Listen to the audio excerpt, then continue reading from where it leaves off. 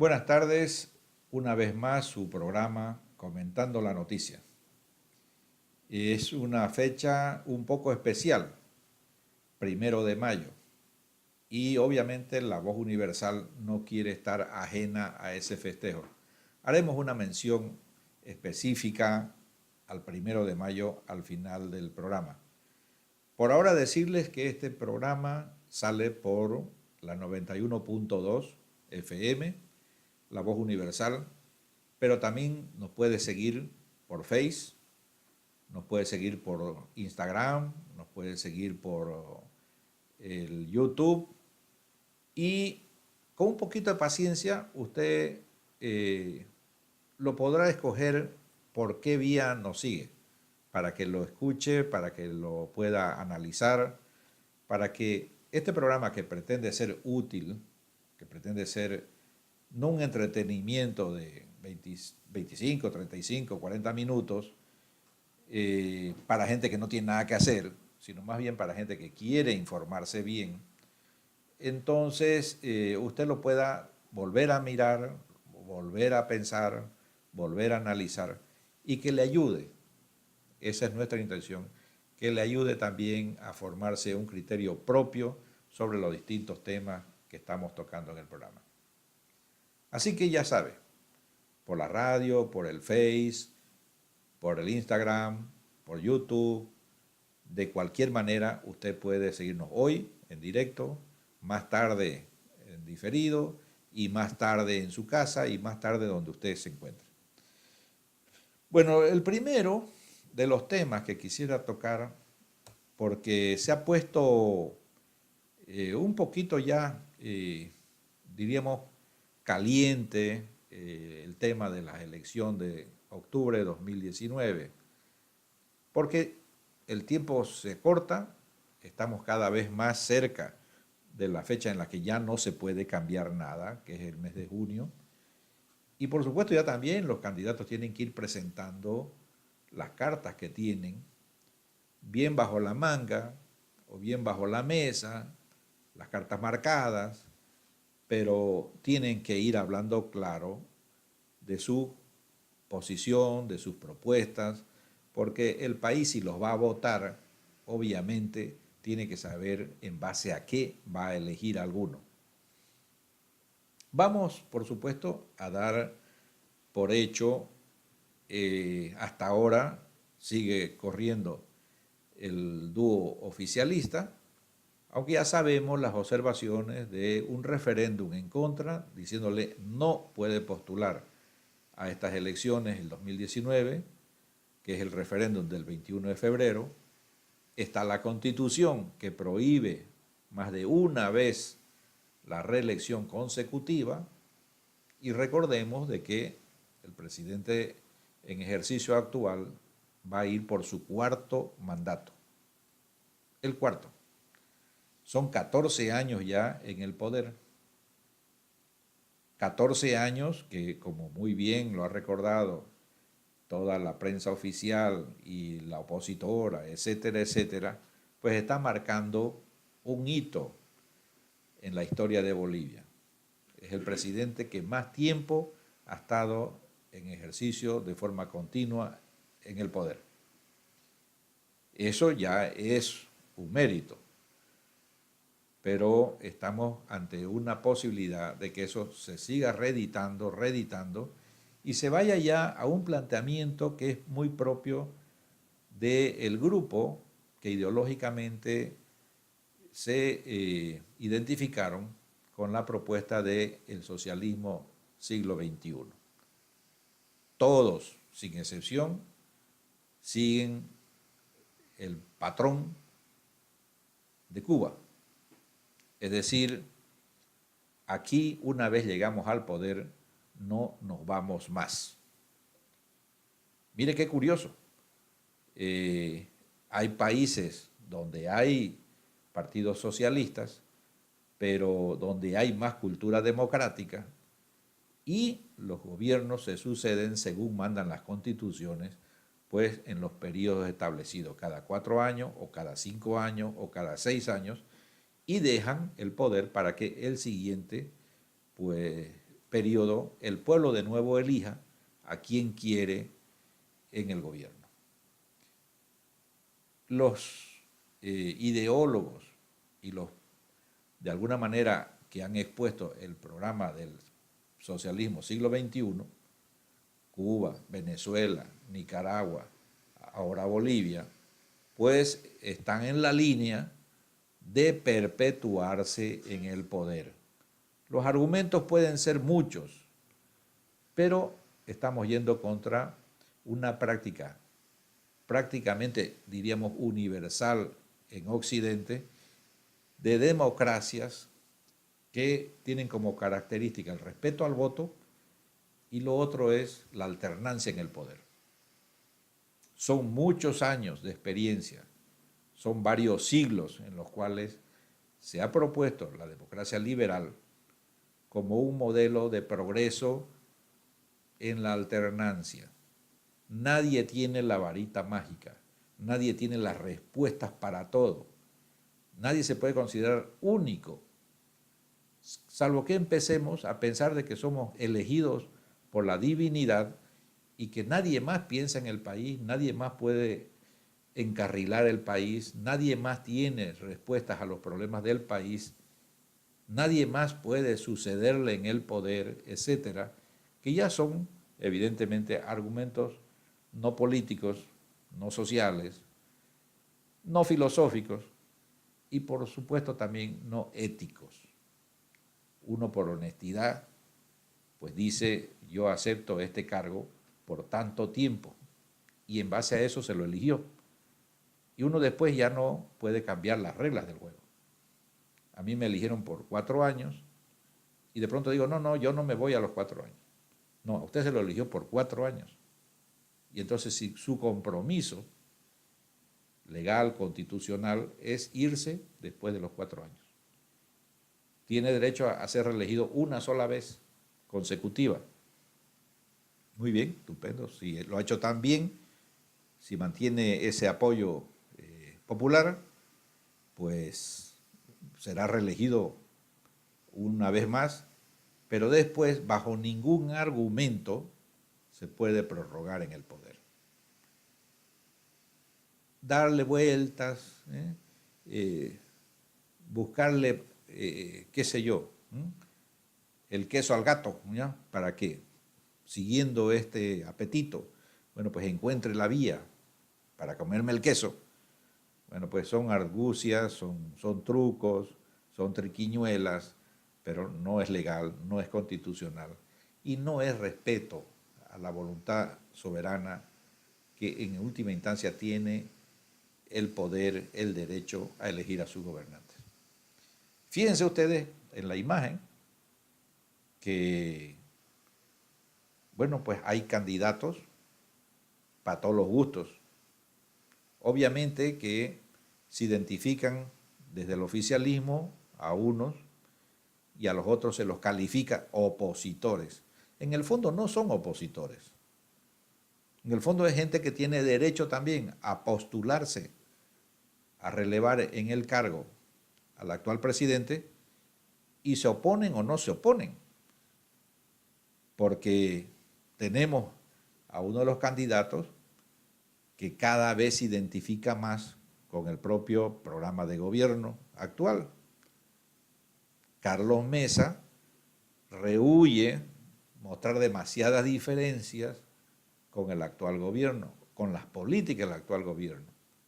Y va diciendo poco a poco de que, bueno, no va a quitar estos bonos, no va a reprivatizar las empresas, no va a revisar las empresas consideradas ahora elefantes blancos. ¿Y qué se va a hacer con eso? Bueno, y seguimos con otros candidatos que muy suavemente tratan de marcar un poco la diferencia, pero no haciendo demasiado hincapié en lo que los diferencia del actual gobierno. Pierden fuerza, evidentemente, en la campaña, porque el pueblo tiene que elegir entre la opción A y la opción B, pero si la B es lo mismo que la A, pues no tiene opción para elegir. es lo mismo. Y si todos más o menos van a seguir lo mismo, bueno, también el pueblo se preguntará ¿para qué van a cambiar?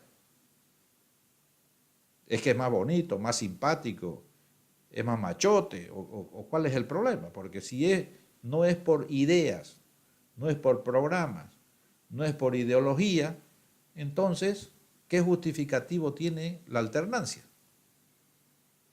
La alternancia tiene justificativo en el sentido de que nadie tiene la última palabra sobre todos los problemas y por tanto se espera que después de un periodo suficiente, 4 años, 8 años y en este caso 14 años, pues ha tenido tiempo más que suficiente para demostrar su capacidad como gobernante, su capacidad para hacer un gobierno eficiente, para resolver los problemas del país, y si en 14 años no los ha resuelto, pues pueden ser 28, 56, y no los va a resolver. Porque los problemas no son eternos. Eterno es la vida, es la muerte, pero resolver si va a haber agua o no en un pueblo, si va a haber luz o no, si va a haber trabajo o no en una región, si se va a respetar o no la explotación de recursos naturales, si se va a vivir de que Dios nos dio oro y Dios nos dio plata y Dios nos dio estaño y Dios nos dio gas y Dios, etcétera, esperando siempre que desde arriba llegue el maná. Porque parece que los bolivianos no hemos sido capaces en 200, en 400, en 500 años de descubrir la manera de hacer un Estado que sobreviva con su propio esfuerzo. No porque Dios le dio algo, sino porque hemos sido capaces de instrumentalizar instituciones, herramientas, medidas para vivir de algo que sea de nuestra propia invención, que nosotros descubrimos algo que nos facilita el vivir y el vivir bien, progresar, desarrollarnos. Pero seguimos ahora esperanzados en que una vez más Dios nos mande algo. El litio, ya estamos hablando del litio. El litio ya se lo comió Argentina, Chile, etc. Y cuando nosotros nos demos cuenta de que tenemos litio en serio, pues ya habrá pasado el tiempo del litio. Analistas serios, técnicos, ya nos van apuntando de que estamos perdiendo el tren también del litio. Pero lo que voy es que nosotros no inventamos el oro, ni la plata, ni el estaño, ni la goma, ni el gas, ni el litio, nada. No podemos hacer país solamente en base a la dádiva divina. Porque nos dio esto, tenemos algo de qué vivir. Si no nos hubiera dado esto, oiga, estaríamos muertos toditos. ¿Qué Estado puede vivir si no aporta nada al enriquecimiento del país? No somos capaces de generar nada propio. Entonces seguimos aquí a ver cómo vamos a administrar los beneficios pues, del oro en su momento, de la plata en su momento, de la goma en su momento, del gas, del litio, etc. Pero no hacemos nada por inventar algo que nos dé garantía de sobrevivir sin la dádiva divina. Eso es lo que llama la atención de todos estos candidatos, que al final hablan de cómo van a administrar lo que el otro está administrando ahora, que les parece que pueden corregir algo, etc. Y se cuidan mucho además de decir que no van a corregir mucho para no perder votos. Vuelvo a lo mismo. Se están peleando el cargo nada más, pero no le están dando una propuesta clara al país. Es decir, planteo ante este modelo, este otro. Ante esta política de recursos naturales, extractivista, etcétera, etcétera, planteo esta otra, sostenible, que garantice desarrollo a largo plazo, etcétera. Ante este modelo de empleo, esta política laboral, planteo esta otra, que genere más inversión, que genere más confianza, que genere más empleo. Porque si usted con un empleado más resulta que se echa la soga al cuello, pues no va a contratar uno más y va a tratar de llevar su empresa como más o menos pueda, medio mal, porque no puede cargarse con más empleados que suponen mucha carga social. Mucho se está hablando ya del infierno impositivo que es Bolivia. Y no se habla dentro de Bolivia, se habla afuera. Porque desde afuera la gente analiza el país donde va a invertir. Se ve con más claridad. Es como cuando uno está fuera del país, pues ama su país con más fuerza que cuando está dentro. Lo recuerda las cosas buenas. Y, bueno, el que está para invertir en el país, el que va a traer dinero a invertir en el país, pues analiza con calma, despacito y con mucho rigor las ventajas y las desventajas de venir a Bolivia, de venir a invertir en este país. Y ahí es donde sale el tema laboral. Usted en cualquier empresa tiene 50 empleados y hace sus cálculos, usted sabe que va a perder la empresa en 30 años. Porque si va a tener que pagar esto, más esto, más esto, y que cada año le van a aumentar una cosa extra, al final de 30 años usted va a tener no se sabe cuánto de obligaciones laborales. Pero seguramente para cumplir honestamente y legalmente va a tener que vender la empresa o regalarla porque no le va a quedar nada. El infierno tributario del que se habla en Bolivia es cierto. Solamente con el doble aguinaldo se han cerrado cientos o miles de empresas pequeñas, que son las que además al final mantienen el empleo en este país. No son las empresas grandes. Bulo Bulo no resuelve el problema del empleo en Bolivia. San Buenaventura no resuelve el empleo. Guanuni no resuelve el tema del empleo. Este gobierno, en 13 años, para 14, ha duplicado el número de empleados públicos. Es decir, si antes pagábamos 100 bolivianos para mantener la administración del Estado y las empresas que administra el Estado, ahora tenemos que pagar 200. Ha duplicado la masa de empleados públicos. Si hacen algo o no hacen algo, bueno, eso se sabe clarito. ¿Cuál es la producción? ¿Cuál es el producto de todas esas empresas del Estado, de esa máquina administrativa del Estado?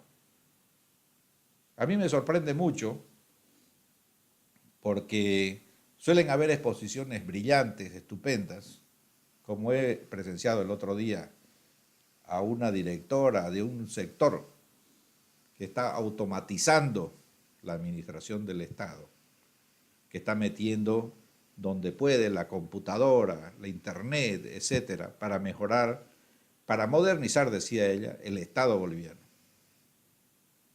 Eso todo es muy bonito. Las gráficas, las figuras, estupendas. Pero la conclusión lo deja a uno atónito. Dice, ahora ya no hay más colas en Bolivia. ¿Cómo va a decir semejante cosa? Pero si para todos seguimos haciendo colas. Y más colas.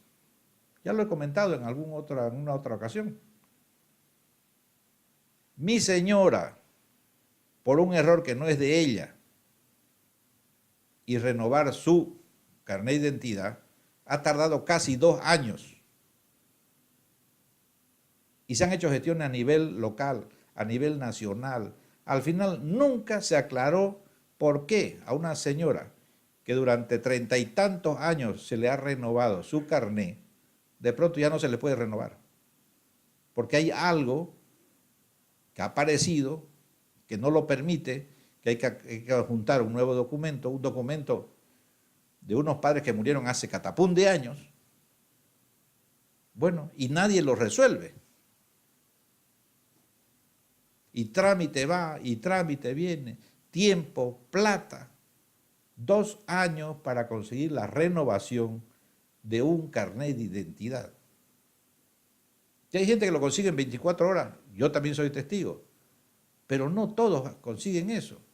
Y la modernización del Estado, el meter internet, no está resolviendo el problema. Todo el mundo aparece con que una coma le falta al documento, un acento en un apellido, una Z en vez de una S, y esos son meses y meses y meses para resolver el tema. La idea muy bien y bien expuesta, pero el resultado no es el que ella dice. Es posible que hayan ideas bien concebidas en el Estado, pero que su ejecución, su eficacia, el resultado no es el que nos están diciendo. Y eso se podría multiplicar en todos los rubros. Se tarda en tomar una decisión importante para la economía del país años y años y años. Mesas de trabajo, reuniones, se tratará por tiempo y materia, etc. Estamos ya hasta ilustrados en ese lenguaje y no pasa nada. De las mesas no sale nada. Y las decisiones no se toman, se siguen y se siguen alargando, alargando.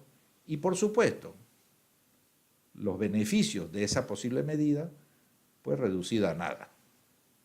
Porque una empresa no puede esperar 10 años a que se tome una decisión y pensar de qué va a vivir mientras tanto, cómo se va a sostener, qué inversión va a aguantar 10 años sin hacer realmente lo que ha planificado.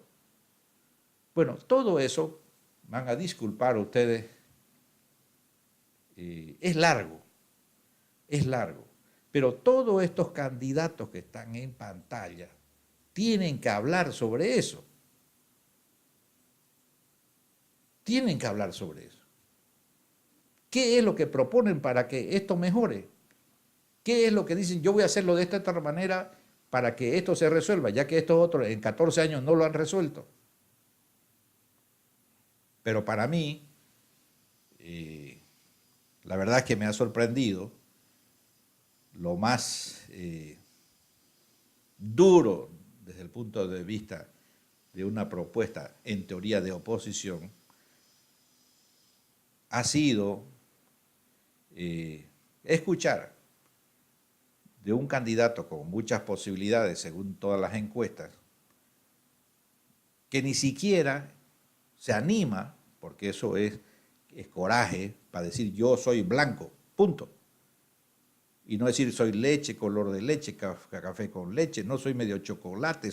No, usted tiene que decir o soy blanco o soy negro. Cuando le preguntan si él es socialista o no es socialista.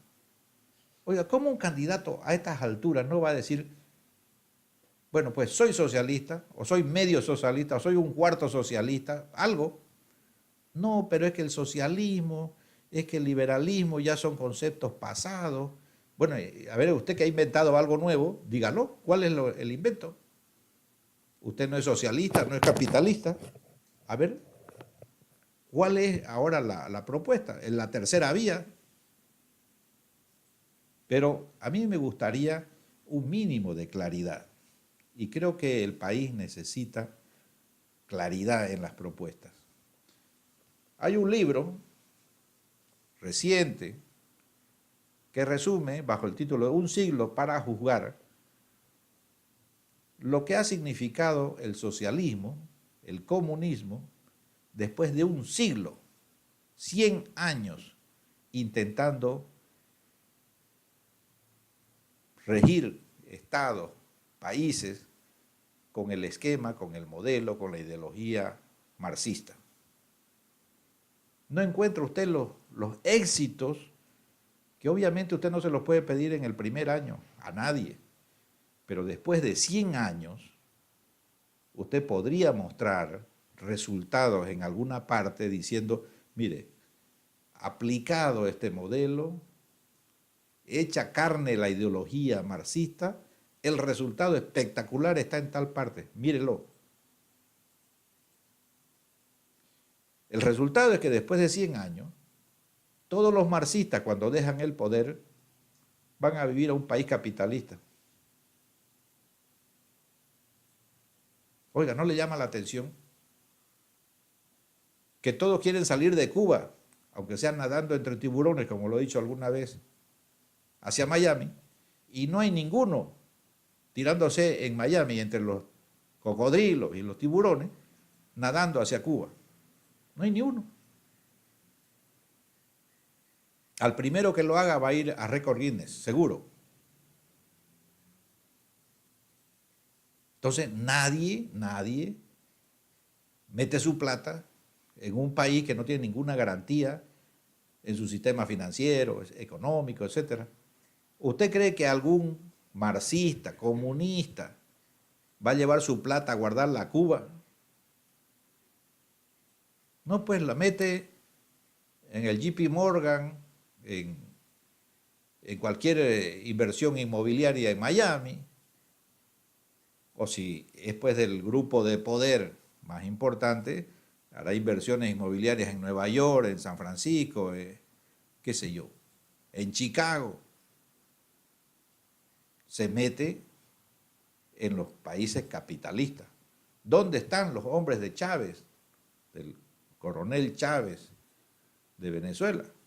¿Dónde están los hombres de confianza que han salido con avionadas de plata? Están en España, comprando fincas, abriendo teatros, metidos en el cine, tratando de construir hipódromos, economías enormes, grandísimas, donde no entra un jugador de 4 pesos, entra gente con muchos miles de millones. Allá están. ¿Y dónde se compran sus bienes? En la Costa Azul. Bueno, ¿por dónde pasean los pequeñitos? Pues por Venecia, por Roma, por París. No se van a pasear aquí al Caribe. No están en Santiago, no están... No. Se van pues, no sé, les atraen los países capitalistas. Eso se lo dijo Ludwig von Mises en 1921 al propio Lenin.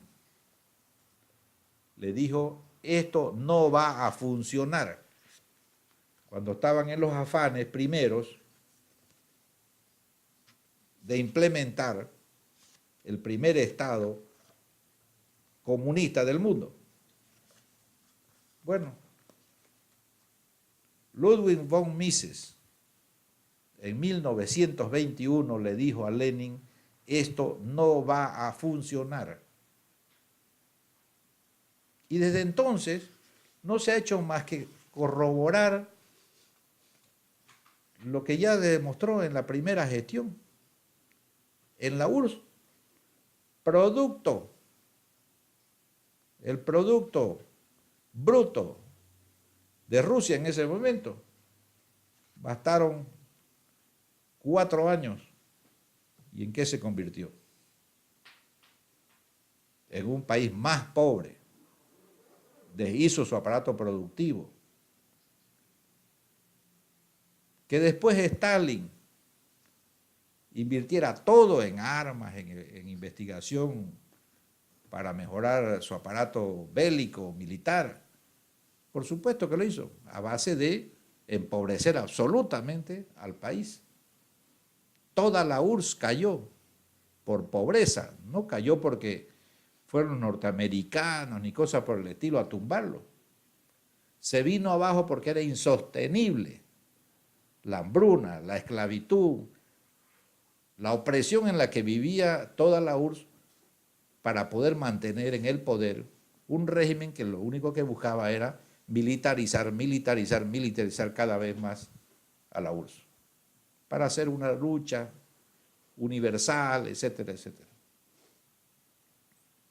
Bueno, cuando se dieron cuenta de que eso no funcionaba finalmente, pues se vino abajo, etcétera, etcétera, ya sabemos la historia. La misma historia que se repite por todos lados.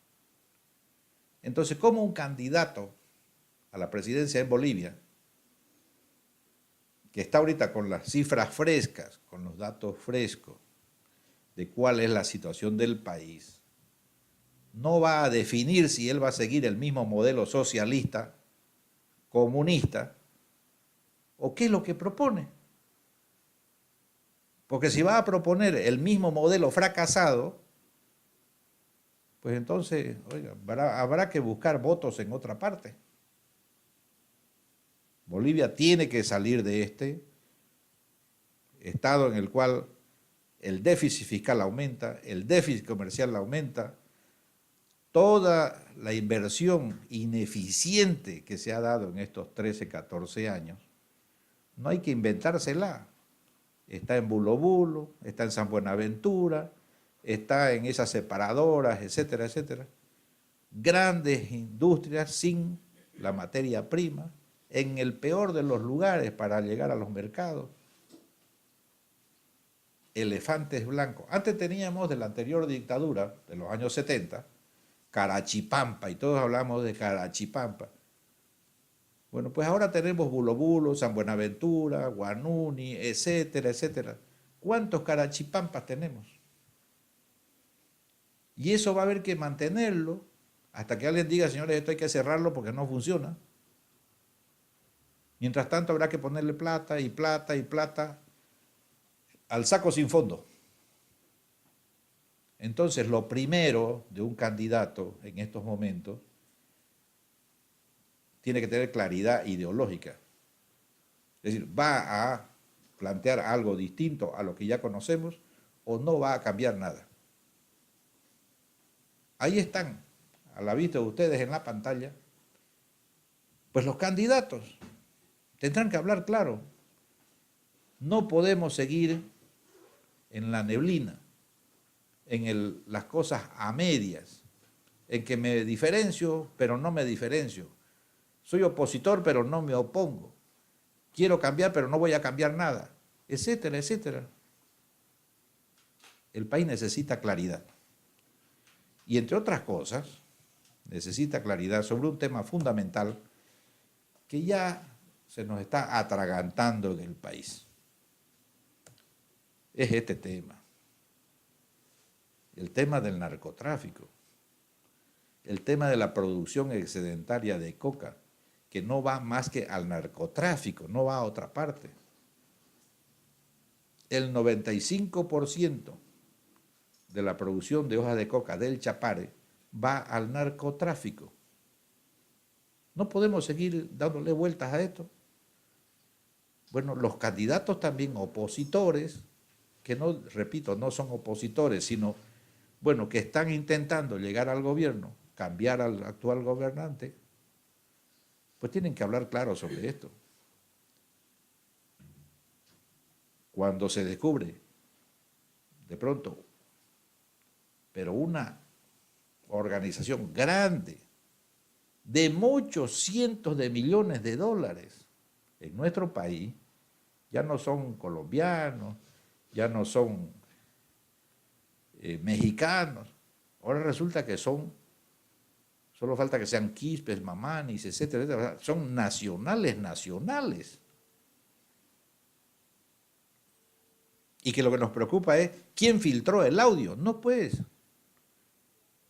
al país no le interesa quién filtró el audio.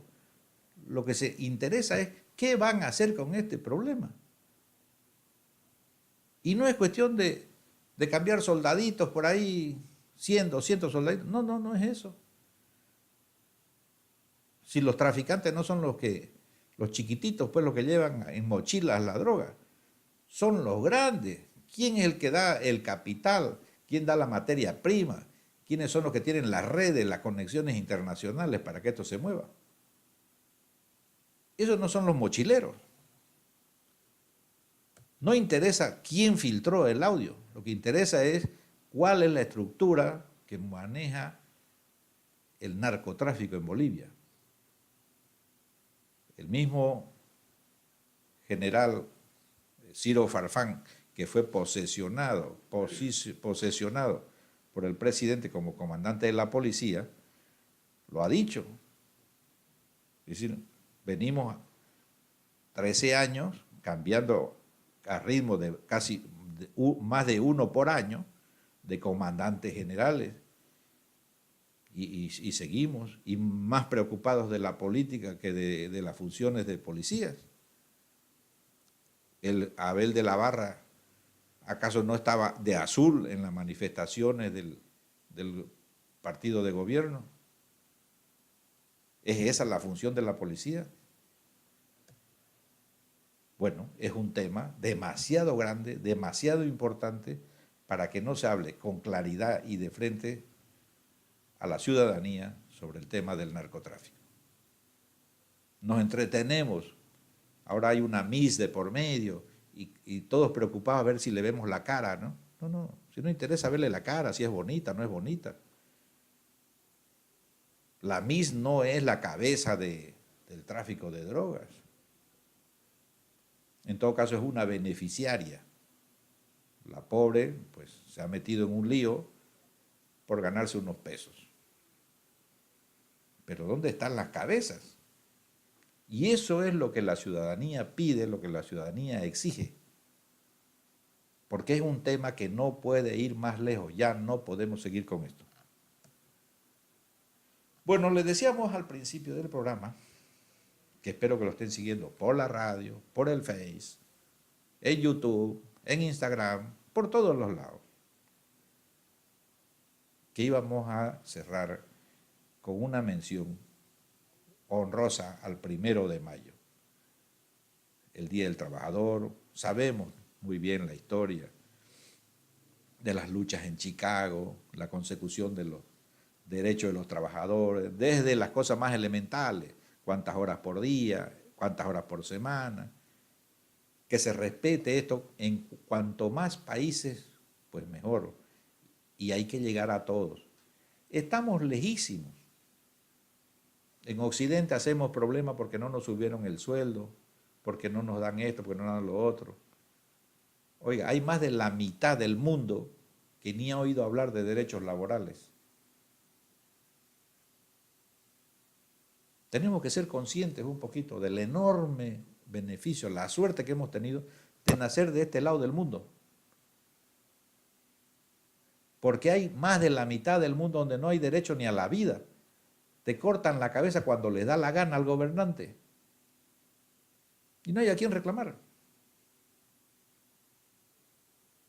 Todo el mundo sabe el caso de China. 1.300 millones de personas. Difícil de entender, quizás será la cantidad que vaya a imaginarse usted cómo se gobierna eso. Pero allá los derechos son recontralimitados y laborales escasísimos. Y prueba de ello es que donde van los chinos, invierten muchos millones, etcétera, pero no respetan ninguna ley laboral. Y en Bolivia tenemos los primeros que han denunciado maltrato, etcétera, etcétera, etcétera. Bueno, no pasa nada, es mucho poder económico. Ellos prestaron miles de millones de dólares a Bolivia, ahora aquí hacen lo que les da la gana. Y no hay quien los pare. Bueno, repito, hemos tenido suerte de nacer en unos países que están en el lado donde todavía los derechos laborales están en la conciencia de todos y serán más o menos respetados, pero están en la conciencia de todos. Podemos discutir cuánto, a qué ritmo, hasta dónde, etcétera, pero que todos tenemos derecho a recibir lo suficiente para nosotros, para nuestras familias, por lo que trabajamos, por las capacidades que tenemos, por esas habilidades que hemos demostrado en nuestro trabajo y que se nos revuelven o reembolsan mediante salario, mediante un bono, mediante diferentes estímulos, etcétera, con apoyos en la vivienda, con apoyos en la salud, apoyos en la educación, haciendo posible que los beneficios de esas economías lleguen a todos. Bueno, Eso es un poquito la razón de ser del 1 de mayo, pero nosotros en Santa Cruz tenemos una razón más todavía para festejar o para recordar el 1 de mayo. No digo festejar en este caso, porque desgraciadamente el 1 de mayo de 1877, en una estancia cerca de la frontera de Brasil, San Diego, como unos 700 kilómetros de Santa Cruz, allí fue inmolado un líder cruceño. Es Andrés Ibáñez, que con solo 33 años, mire, muchas veces me llama la atención de que grandes líderes, oiga, es hasta los 30, hasta los 33, hasta los 35, parece que los malos, oiga, no aguantan más a un bueno y tarde o temprano lo liquidan así, a edades tempranas. Andrés Ibáñez fue un luchador por la igualdad social, por los beneficios para todos, por las leyes laborales. Movió y conmovió con su discurso igualitario. Y el poder de entonces, al igual que ahora, no le importa mover soldados, armados, gastar plata pública, etc., en perseguir a un boliviano que tuvo la idea de querer un mejor futuro para sus conciudadanos. Y desde La Paz vinieron tropas a orden del general Villegas y lo persiguieron por miles de kilómetros hasta encontrarlo cerca de la frontera de Brasil con un grupo del que muy pocos se recuerdan y fueron ejecutados. ¿Por qué? Por ser bolivianos, por buscar días mejores para su país, para la gente del país, por predicar un poco más de solidaridad en la sociedad boliviana entre los que detentan el poder y los que no tienen nada. Andrés Ibáñez, enorme líder cruceño, con un mensaje universal de solidaridad, de fraternidad, decía de igualdad. Sabemos que es utópica la igualdad. No vamos a ser todos iguales, pero ese era el sueño. Ese fue el ejemplo de Andrés Ibáñez durante su corta vida, que fue tremendamente prolífica, activa, fructífera, y nos dejó un ejemplo del que todavía tenemos no solamente que recordar, honrar y seguir. El federalismo todavía es una propuesta viva en este país, porque el centralismo es el mismo de la fundación de la República, con todas las taras de los 300 años de colonia y probablemente con mucho de carga cultural de lo anterior a la colonia. Seguimos siendo gobernados por déspotas que se creen iluminados para hacer lo que les da la gana del resto del país. Un país súper centralizado, hipercentralizado, con muy poco respeto al derecho de todos los demás bolivianos. Gloria a Andrés Ibáñez, que fue inmolado un 1 de mayo de 1877 en San Diego. Bueno, síganos por el Face, por Instagram, por el YouTube. Escuche por favor, atienda, analice, saque sus conclusiones, tenga su propio criterio. Ante las elecciones, ante los problemas serios del país, que no es el carnaval, ni es la MIS que corresponde a no sé qué provincia, no es eso. Tenemos problemas serios en la economía, en lo social, en lo político, y tenemos que tener la capacidad para resolverlos, para encararlos en paz, en democracia, y que ojalá podamos mantener, sostener este sistema que todavía nos permite vivir en cierta libertad. Buenas tardes, hasta la próxima semana.